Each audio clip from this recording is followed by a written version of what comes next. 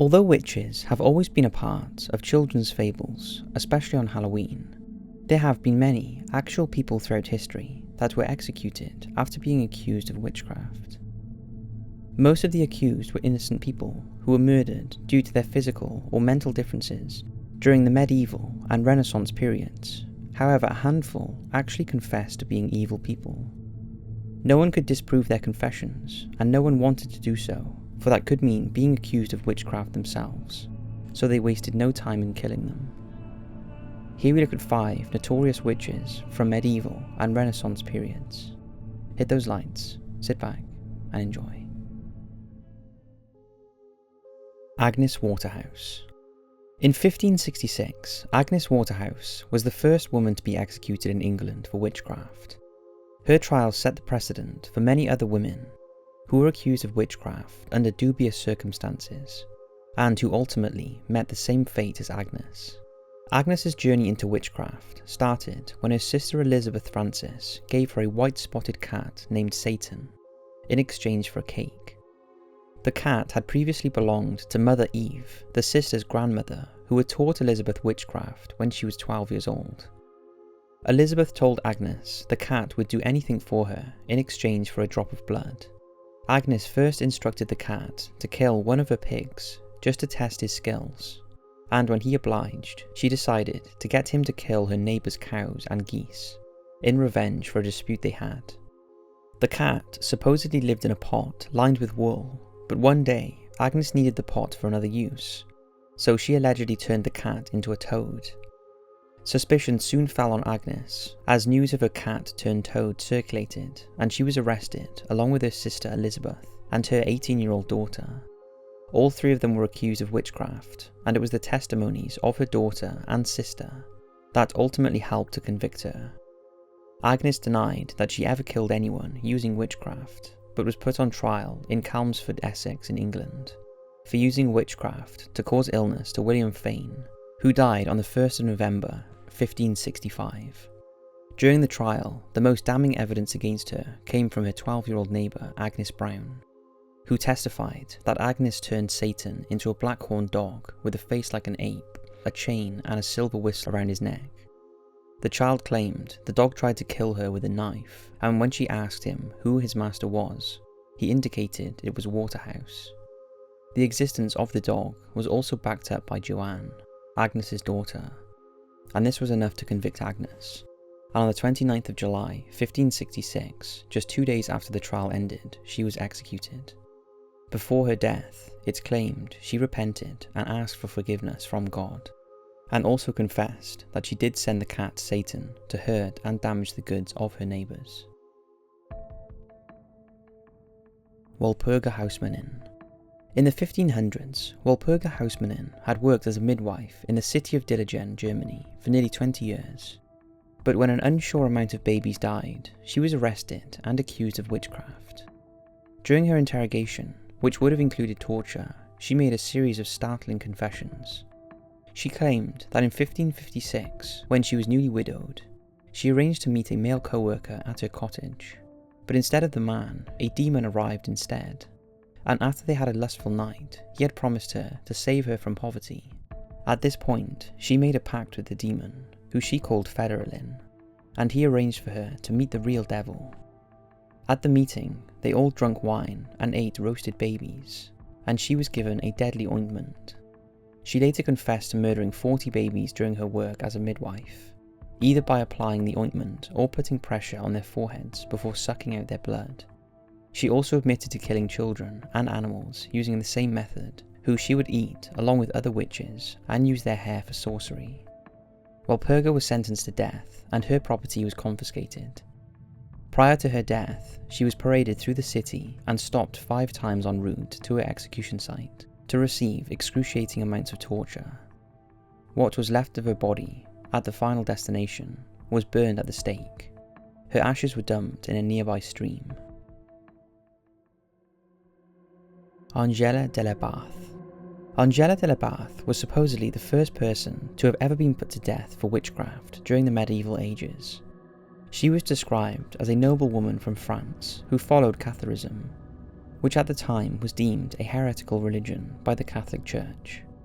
Unlike most of the accusers, she freely admitted to many people that she met with the devil.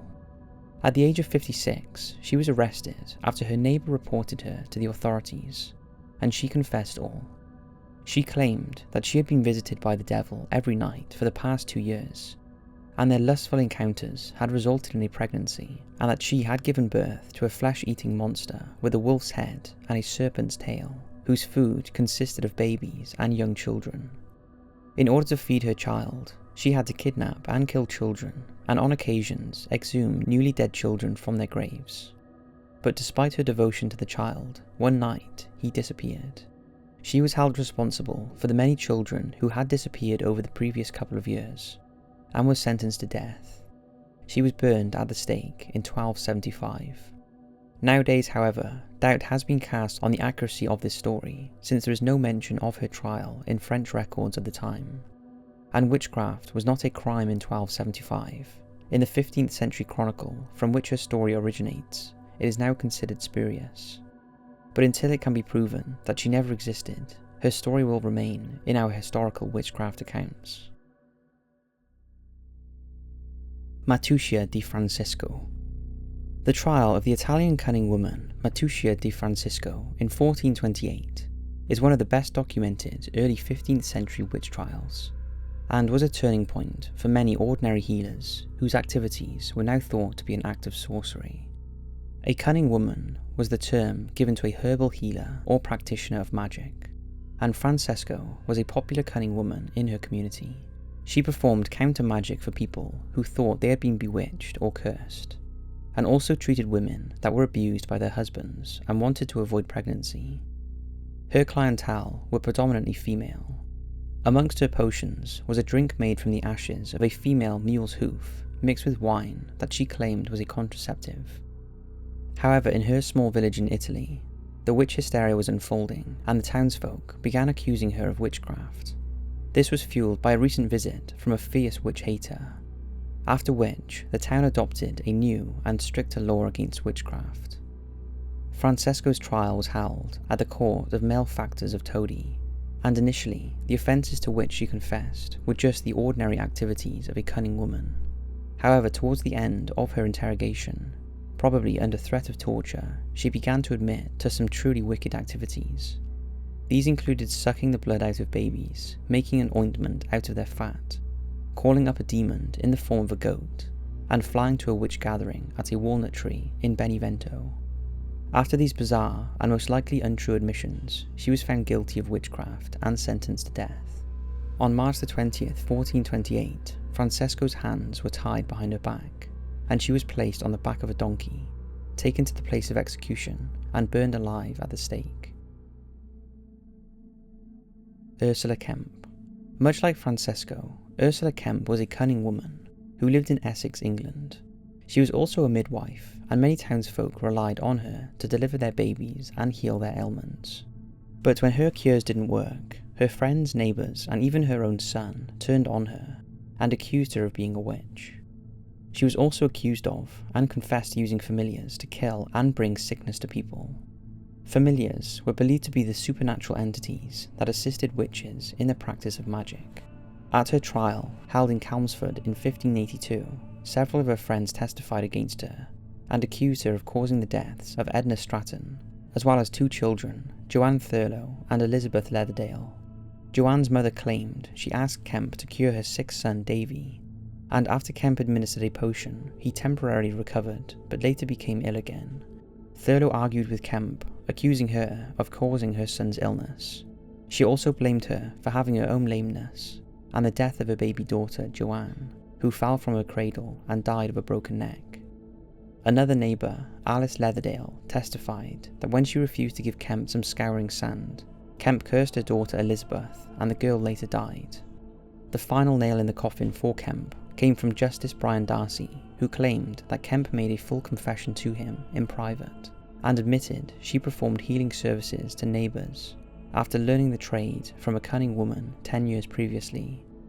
She also admitted to owning 4 familiars, declaring they were 2 male spirits who killed people and 2 female spirits who brought sickness to people and destroyed cattle. She confessed to sending her familiars to make Grace Thurlow lame and to kill Joanne Thurlow, Elizabeth Leatherdale, and Edna Stratton. But she wasn't going to take all the blame, and also named 12 other women as witches, 6 of whom were hanged. Ursula Kemp was hanged in Chelmsford in 1582. In a twist to this story, in 1921, the skeletons of 2 women were found in a garden in St Osyth, Essex. Both were thought to be witches, and one of them was believed to be Kemp. The witches' skeletons became a local tourist attraction, with an admission charge to view them. In 1963, Kemp's skeleton was bought by the Museum of Witchcraft in Boscastle, Cornwall, where she was exhibited for more than 35 years before her remains were sold again to a collector. However, more recently, former police officer John Warland became fascinated by the case of Ursula Kemp and tracked down her bones. With the help of carbon dating and the input of experts, he proved that the skeleton was indeed from the 16th century, but probably was not Ursula Kemp. He arranged for the bones to be reburied, and on April 15, 2011, the skeleton was laid to rest for the last time in St Osyth, a poignant and symbolic gesture for her and her fellow accused. So that's 5 notorious medieval witches. Now, since all of these are from such a long time ago, they've gone down more as urban legends than true stories, but there is definitely some truth to them. Thanks for watching. I'll see you tomorrow for another video.